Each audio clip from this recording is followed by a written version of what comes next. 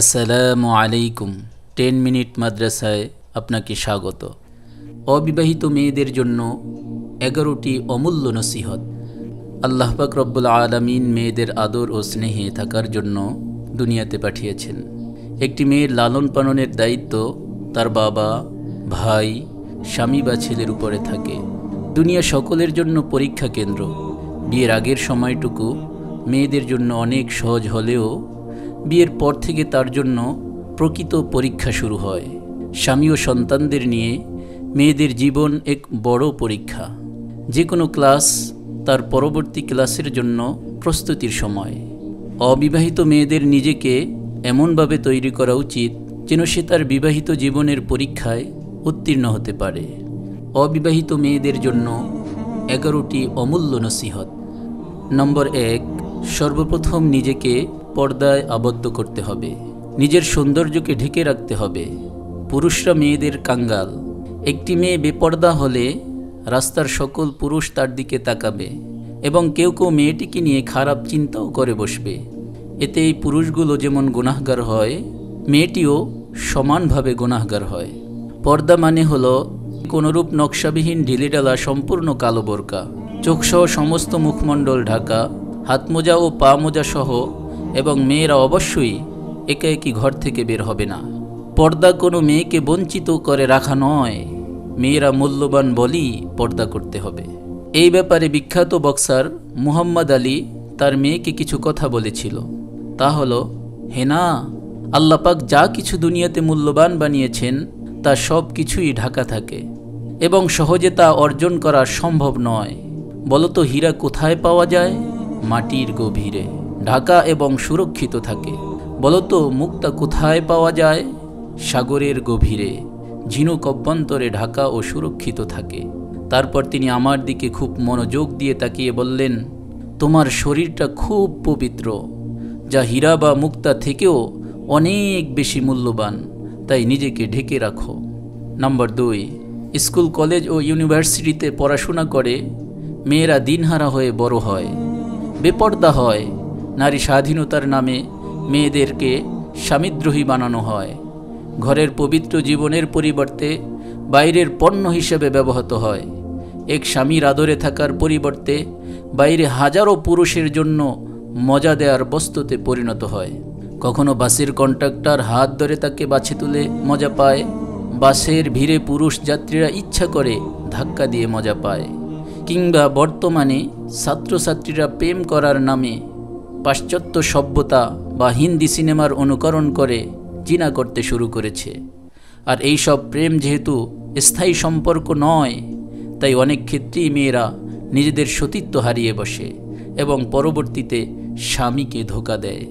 তাই অন্তত university life শুরু হওয়ার আগেই মেয়েদের বিয়ে হয়ে যাওয়া উচিত। এইসব ফালতু সার্টিফিকেট আখেরাতে কোনো কাজে আসবে না।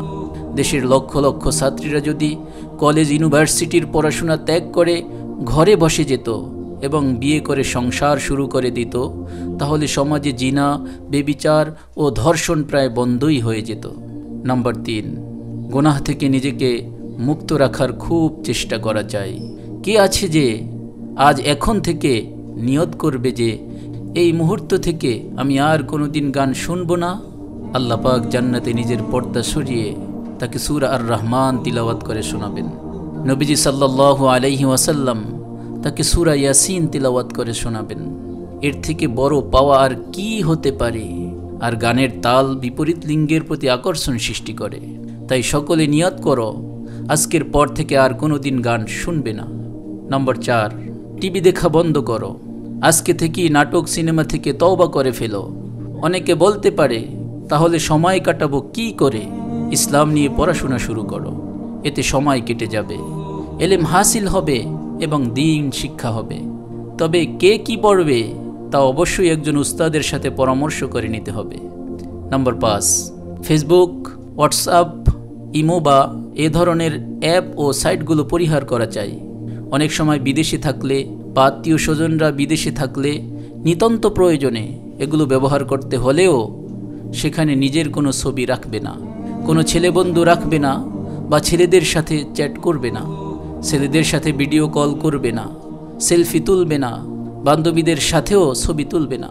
হতে পারে বান্ধবীরা ফেসবুকে শেয়ার করে দিবে। ফেসবুক একেবারে বর্জন করতে পারলে সব থেকে উত্তম। নম্বর 6, ছেলে বন্ধু এবং চাচাতো, ফুফাতো, মামাতো, খালাতো সকল ভাইদের সাথে সকল সম্পর্ক ছিন্ন রাখো। ছেলেদের স্পর্শ থেকে বেঁচে থাকো। যে সকল মেয়েরা ছেলেদের স্পর্শ থেকে বেঁচে থাকে না, এরা ছেলেদের চোখে মূল্যহীন হয়ে যায়। আমার এক ভাগিনা দোকানদারি করে, হ্যান্ডসাম ছেলে। ওর দোকানে একটি সুন্দরী মেয়ে প্রায়ই আসে, আড্ডা দেয়। মাঝে মাঝে ভাগিনার সাথে হাতাহাতি, হাসাহাসি করতে দেখেছি।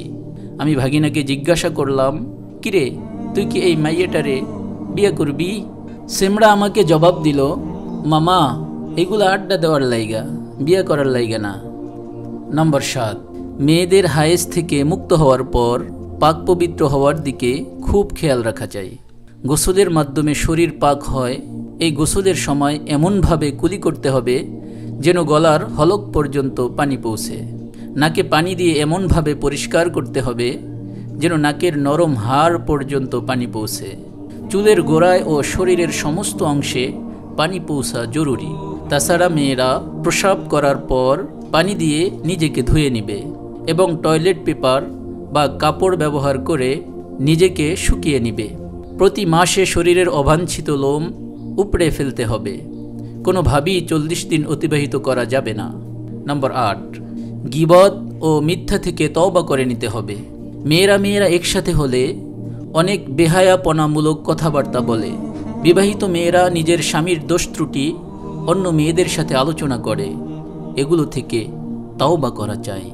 নম্বর 9, অধিকাংশ মেয়েরা দান সৎকার ব্যাপারে খুব বেশি সংকীর্ণ মনা হয়ে থাকে। মেয়েরা মাল জমা করতে পছন্দ করে, আর যারা মাল জমা করে তাদের স্থান জাহান্নামের 2য় তলা হুতামাতে হবে। তাই মাল সদকা করার অভ্যাস করা চাই, যা জাহান্নামের আগুনের জন্য প্রতিবন্ধক হয়। নম্বর 10, আল্লাহ পাক কালামে পাকে খারাপ পুরুষের সাথে খারাপ মেয়ে, নেক পুরুষের সাথে নেক মেয়ের কথা বলেছেন। তাই নিজের জন্য উত্তম জীবনসঙ্গী পেতে হলে অবশ্যই নিজেকে বিয়ের আগেই সংশোধন করতে হবে। যে নিজে পবিত্রা হবে, আল্লাহ পাক তাকে পবিত্র স্বামী দিবেন। নম্বর 11, এক সাহাবিয়া মহিলা নবীজি সাল্লাল্লাহু আলাইহি ওয়াসাল্লামের প্রতি অভিযোগ করেন যে পুরুষরা জিহাদ করে, জানাজা নামাজ আদায় করে, সকল নেক কাজে পুরুষরা এগিয়ে আছে, তাহলে আমাদের কি হবে? তখন আল্লাহ পাক নাজিল করেন, নিশ্চয়ই মুসলমান পুরুষ ও মহিলা, ইমানদার পুরুষ ও মহিলা, ইবাদত গুজার পুরুষ ও মহিলা, সত্যবাদী পুরুষ ও মহিলা, সবরকারী পুরুষ ও মহিলা, আল্লাহর ভয়ে বিনয়ী পুরুষ ও মহিলা, দানশীল পুরুষ ও মহিলা, সংযমী পুরুষ ও মহিলা, নিজের লজ্জাস্থানের হেফাজতকারী পুরুষ ও মহিলা, আল্লাহকে অধিক পরিমাণে স্মরণকারী পুরুষ ও মহিলাদের জন্য আল্লাহ পাকের ওয়াদা হলো যে আল্লাহ পাক তাদের ক্ষমা করে দিবেন এবং অনেক বড় প্রতিদান দিবেন।